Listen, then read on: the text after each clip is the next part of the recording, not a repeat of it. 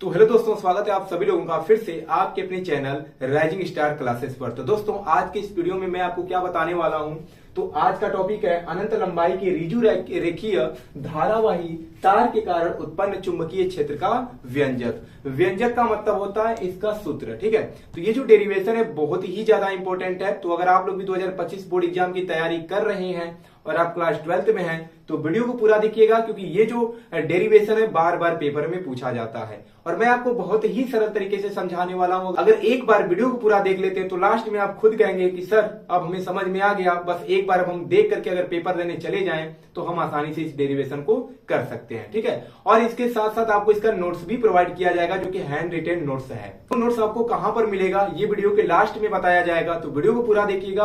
और आपको अगर नोट्स भी मिल जाते हैं तो बस लास्ट में आपको क्या करना है, यानी पेपर के समय बस उसको देखना है, एक बार रिवाइज करना है और पेपर देने जाना है। ठीक है, और जैसे मैं उस नोट्स में लिखा हुआ अगर आप वैसे लिख देते हैं पेपर में तो एक नंबर भी आपका नहीं कटेगा। अगर 5 नंबर का डेरिवेशन आता है तो 5 नंबर ही आपको दिए जाएंगे, आपका एक भी नंबर नहीं काटा जाएगा। तो समझते हैं कि इसमें हमें क्या सिद्ध करना है। तो कहा गया है कि एक हमें क्या करना है, अनंत लंबाई का ऋजु रेखीय धारावाही तार लेना है। यानी एक ऐसा तार लेना है जो कि ऋजु रेखीय हो, यानी कि सीधा तार हो और अनंत लंबाई का हो, यानी उसका कोई सीमा ना हो कि वह कितना लंबा है। अनंत लंबाई का होना चाहिए और एक ऋजु रेखीय होना चाहिए, यानी सीधा तार होना चाहिए। और क्या करना है, तो धारावाही तार, यानी उसमें धारा प्रवाहित हो सके ऐसा हमें तार लेना है। तो हमने क्या किया, यहाँ पर देख सकते हैं कि ऋजु रेखीय धारावाही तार है जिसमें जो धारा है वह आई प्रवाहित हो रही है। ठीक है, फिर इसके बाद हमें क्या करना है, तो इसी के कारण हमें क्या करना है, चुंबकीय क्षेत्र का मान ज्ञात करना। बस इतना ही क्वेश्चन है। इस धारावाही के कारण हमें क्या करना है, इसके थोड़े से दूरी पर r दूरी पर चुंबकीय क्षेत्र का मान यानी कि वेक्टर b का मान हमें ज्ञात करना है। तो कैसे इसको सिद्ध करेंगे, तो यहां पर जो मैंने बनाया हुआ है फिगर में वही चीज यहां पर लिखा गया है। तो मैं सबसे पहले आपको समझाता हूं कि यहां पर कैसे फिगर को कंप्लीट करना है। तो सबसे पहले आपको एक सीधा तार लेना है जो कि ऋजु रेखीय होना चाहिए। उस तार से r दूरी पर मतलब r त्रिज्या का हमें क्या करना है, r त्रिज्या लेकर के इसके चारों ओर एक काल्पनिक वृत्त खींचना है। ठीक है, जैसे यहां पर हम क्या करेंगे, r त्रिज्या लेंगे और इसके चारों तरफ एक वृत्त खींचेंगे।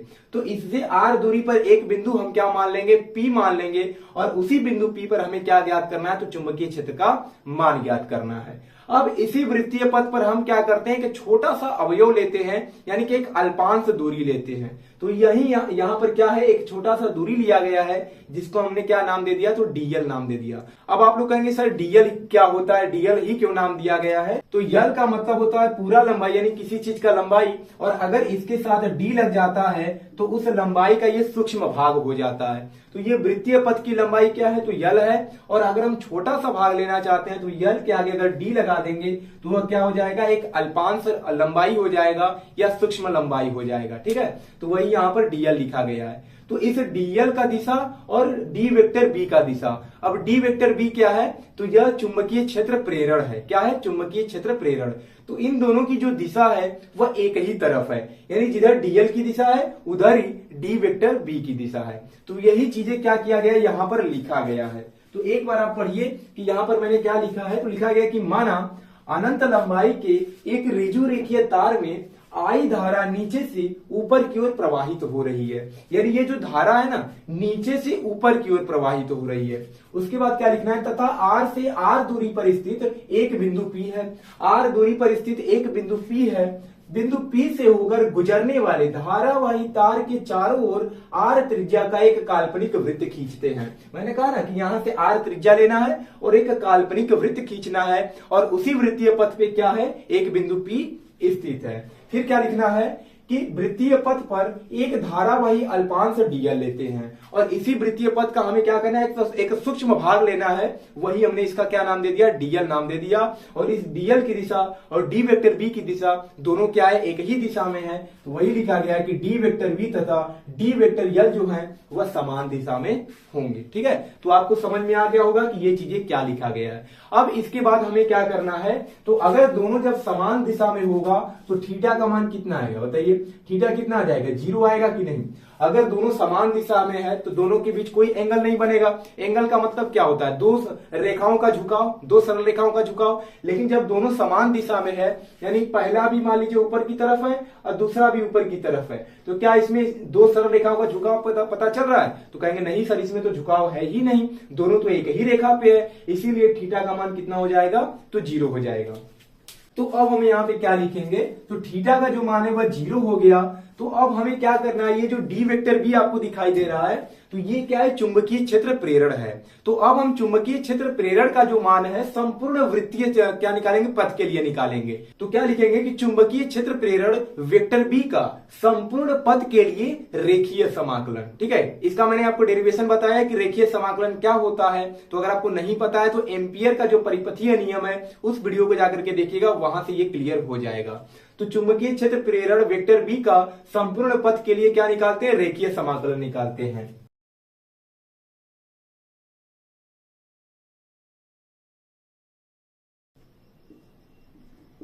समाकलन, ठीक है, क्या हो जाएगा, रेखीय समाकलन। तो फार्मूला आपको पता होना चाहिए। रेखीय समाकलन का फार्मूला क्या होता है, तो ये होता है integration of vector B dot D vector L. तो इसको अगर हल करेंगे तो बराबर क्या मिलेगा, तो यहां से जब वेक्टर हटता है और अगर बीच में डॉट होता है तो कॉस थीटा आ जाता है, यानी यहां पे हो जाएगा B D L cos theta, यही आएगा ना, क्या हो जाएगा, B D L cos theta. तो ये जो है मैंने अपने से नहीं लिखा, ये फार्मूला होता है एम्पियर के परिपथीय नियम का, जाकर के वीडियो को देखेंगे तो ये क्लियर हो जाएगा। तो vector B dot D vector L बराबर हो जाएगा B D L cos of theta, और थीटा का मान कितना है, तो 0 है। तो यहां से बराबर क्या मिलेगा, बी डी एल कॉस 0, और कॉस 0 का मान कितना होता है, तो कहेंगे सर 1 होता है। ठीक है, और इससे बाहर वही चीज आता है जो कांस्टेंट होता है, यानी जिसका मान नहीं बदलता। तो बी का मान नहीं बदलता है तो बी क्या होगा, बाहर आ जाएगा। तो क्या मिलेगा यहां से, तो हो जाए बी बाहर आ जाएगा, तो बराबर ये हो जाएगा बी, अब ब्रैकेट के अंदर कॉस थीटा का मान 1 हो जाएगा, और ये क्या बच गया, डीएल बच गया। तो कभी भी किसी भी चीज का अगर इंटीग्रेशन करना हो और उसके साथ अगर डी लगा होता है, तो जब वो बाहर आता है, यानी जब उसका इंटीग्रेशन होता है, यानी समाकलन होता है, तो डी हट जाता है। तो यहां से क्या मिल जाएगा, वेक्टर बी, ठीक है, वेक्टर बी वृत्तीय पथ के लिए निकालना है तो ऐसे बना दीजिएगा, vector B dot D vector L बराबर हो जाएगा बी एंड 2 में यल हो जाएगा, क्योंकि डी लगा था बाहर आएगा तो ये डी हट जाएगा।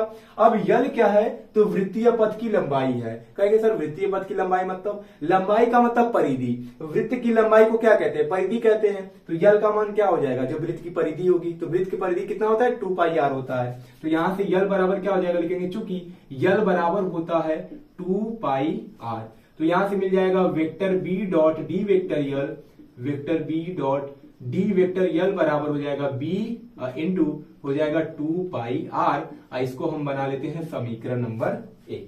ठीक है, तो यहां तक समझ में आ गया होगा कैसे हल हुआ। बस हमने क्या किया, एक फार्मूला लगाया है चुंबकीय क्षेत्र प्रेरण वेक्टर बी का संपूर्ण पथ के लिए रेखीय समाकलन। तो ये होता है vector B dot D vector L, तो बराबर होगा B D L cos of theta.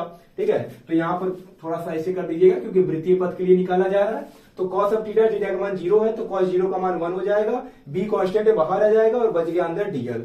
DL का अगर समाकलन करेंगे डी हट जाएगा, केवल यल बचेगा, और यल क्या है, वृत्त की परिधि है, तो यल का मान हो जाएगा 2 पाई आर। तो vector B dot D vector L बराबर हो जाएगा बी इंटू में 2 पाई आर। इसको बना लेते हैं हम समीकरण 1। तो एक चीज मैंने आपको और बताया था पिछले वीडियो में, एम्पियर का परिपथीय नियम, तो उसको क्या करना है, यहां पर लिखना है। अब कहेंगे सर उसको क्यों लिखना है, तो आपको भी पता चल जाएगा। तो लिखेंगे यहां से एम्पियर के परिपथीय नियम से, एम्पियर के परिपथीय नियम से, एम्पियर के परिपथीय नियम से। तो क्या आपको पता है कि एम्पियर का परिपथीय नियम क्या होता है, तो अगर नहीं पता है तो आज जान जाइए एम्पियर के परिपथीय नियम से। तो एम्पियर का जो परिपथीय नियम होता है वह क्या होता है, तो ये होता है vector B dot D vector L बराबर होता है म्यू नॉट इंटू में आई। ठीक है, क्या होता है, म्यू नॉट इंटू में आई। ये हो गया समीकरण 2। यानी चुंबकीय क्षेत्र प्रेरण वेक्टर बी का जो रेखीय समाकलन होता है, इसको क्या कहा जाता है, चुंबकीय क्षेत्र प्रेरण वेक्टर बी का रेखीय समाकलन। ये किसके बराबर होता है, तो म्यू नॉट और धारा के गुणनफल के बराबर होता है। अब अगर समीकरण 1 और 2 को ध्यान से देखेंगे तो दोनों किसके बराबर है, तो vector B dot D vector L के बराबर है, तो दोनों आपस में भी क्या हो जाएगा, तो बराबर हो जाएगा। तो लिखेंगे समीकरण 1 व 2 से, क्या लिखेंगे, समीकरण 1 व 2 से, समीकरण 1 व 2 से। तो दोनों का जो लेफ्ट साइड है वह क्या है, बराबर है, तो राइट साइड भी क्या हो जाएगा, बराबर हो जाएगा।